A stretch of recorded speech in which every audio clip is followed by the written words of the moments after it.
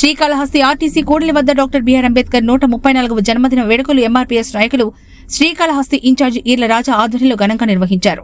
అనంతరం area hospital నందు పాలు పండ్లు పంచడం జరిగింది. ఈ కార్యక్రమంలో ఎంఆర్పీఎస్ నాయకులు అధిక సంఖ్యలో పాల్గొన్నారు. ఈరోజు డాక్టర్ బిఆర్ అంబేద్కర్ గారి 134వ జయంతి సందర్భంగా శ్రీకాళహస్తి ఎంఆర్పీఎస్ నాయకుల ఆధ్వర్యంలో పలు సేవా కార్యక్రమాల్లో పాల్గొనడం జరిగింది.